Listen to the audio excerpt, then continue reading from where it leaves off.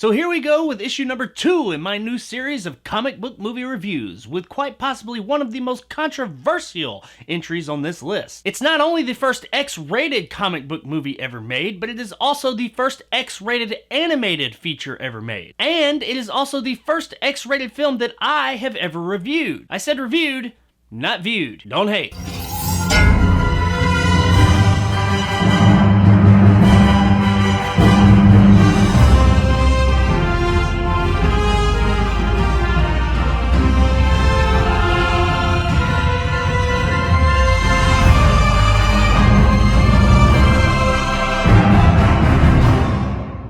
Fritz the Cat is brought to us by acclaimed animated director Ralph Bakshi, known for this and his other adult-themed animations such as Coonskin, Hard Traffic, and the pretty fucking out there Wizards. Yeah, if you haven't heard of it, check that one out as well. It's pretty fucking out there. The character of Fritz the Cat was created by the legendary Robert Crumb, and if you don't know much about that guy, then check out the really neat and out there documentary called Crumb that came out in the early 90s. The guy is quite the interesting character, to say the least. This movie has quite the legacy. Not just the content within it and its X rating, but also all the crazy shit that went on behind the scenes getting this thing made. From the numerous people that came and went during its development and the reasons that they did so. Major studios dropping them due to the content. And Bakshi's kind of Bakshi crazy way of getting the rights from Robert Crumb to make this movie. It's all pretty epic and deserving of a video unto itself. Look it all up if you want to see a crazy roller coaster of a ride to get this weird ass movie made. Now the way that I was first introduced to Fritz the Cat was one night my dad rented it at the store and brought it home and said I needed to watch it. And I'm pretty sure I was what was considered way too young to watch this movie when I did. In fact, I know I was because I'm pretty sure I was like single digits at that point. But I do view it as a part of my early childhood development. Probably explains a lot. Oh well, so what is Fritz the Cat beyond just that X-rated cartoon that we've all heard of? Well, it is definitely that X-rated cartoon that we've all heard of. It absolutely earns that X rating. If the movie came out today, which given its content, it just fucking absolutely wouldn't. But if it did come out today, I would say it would probably get an R rating instead. Now, it would be a hard fucking R, because this movie is very raunchy, very graphic, and pretty much anything that the kids aren't supposed to see, they cram into this thing all the way. It earns that X rating, that is for damn sure. I mean, they even put it on the fucking poster.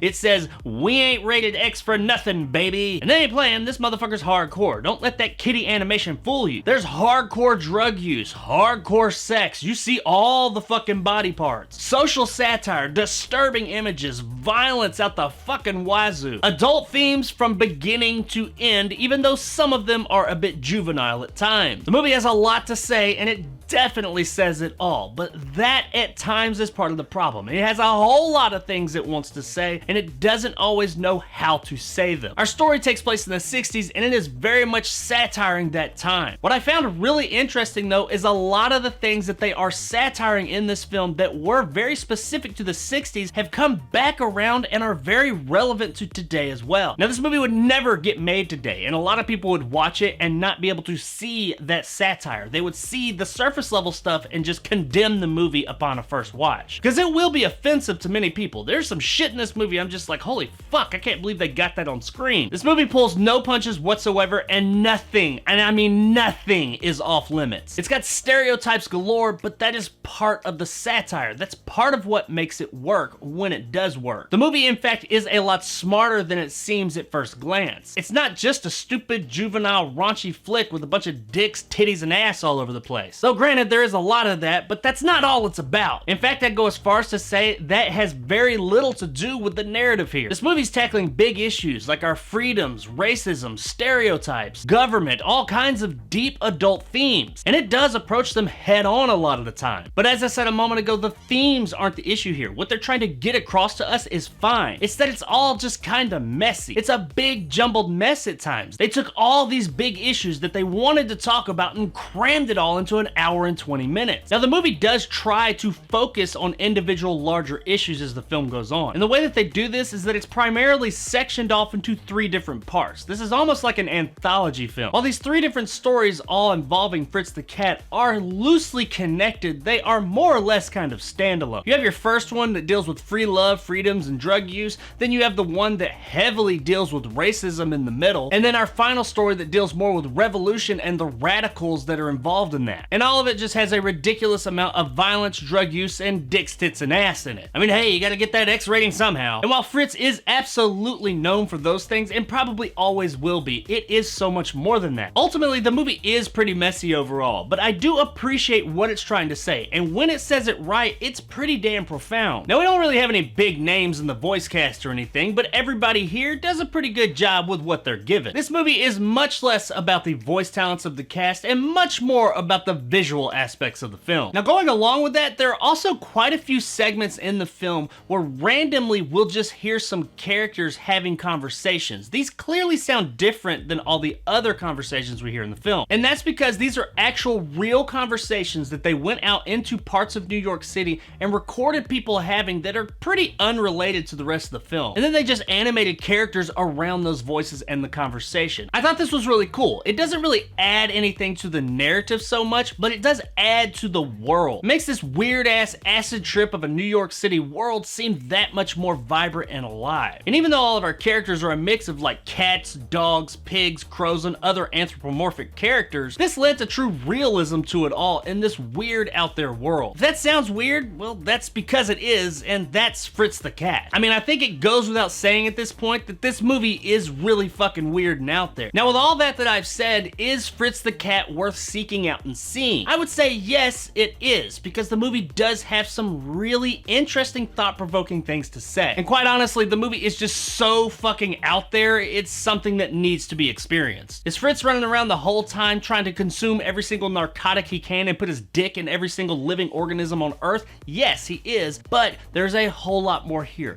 This movie is tackling some big issues that surprisingly enough actually are relevant today as well. Now, as I mentioned, especially in today's climate, many people will be offended by the things in this film. But that's kind of the point of it all. You need to look past that, see what the movie's actually trying to say. Because beyond all that raunchiness and the X-rated stuff, and if you can get past the kind of messy nature of the whole thing, there are some really interesting messages here. Another interesting thing about Fritz the Cat is that despite all of the things it had going against it, despite the X rating, despite all the controversy, it was insanely profitable for the studio. It remains till this day one of the most profitable animated features ever made. It ended up making about $90 million, and that was back in 1972. And while plenty of other animated movies since then have made way more than $90 million, this was $90 million against about a $700,000 budget. That is a ridiculous profit they made on this movie even nowadays, but especially back in the early 70s. And the fact that it was X-rated meant only a select group of people could go and see the movie, and it had zero promotion. So that should kind of tell you something about the cultural phenomenon that Fritz the Cat was. Guys, at the end of the day, Fritz the Cat is probably one of the most interesting films available for a multitude of different reasons. It's raunchy, it's raw, it's got shit that you ain't never seen in animated films, but it also has a lot to say. Now, I know I've said that quite a few times in this review, but that is a big part of what this movie is. It's hard to really say that this is a great movie, but it is a movie that I feel needs to be seen, and it is also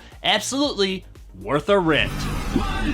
All he wanted was this. I have to return some videotape.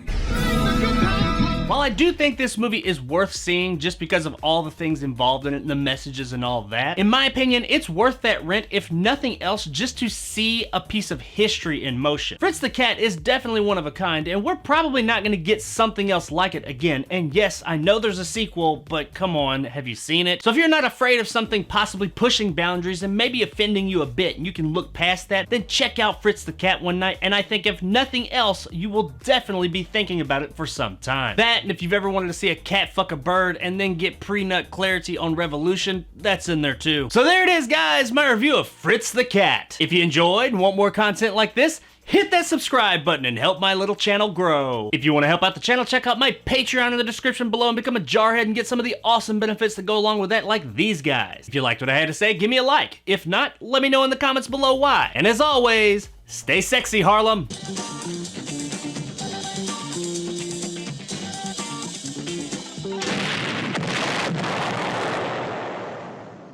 So what's next in the comic book movie review list? Oh, it's a movie that scared the living shit out of me as a kid. Can't wait to relive that childhood trauma.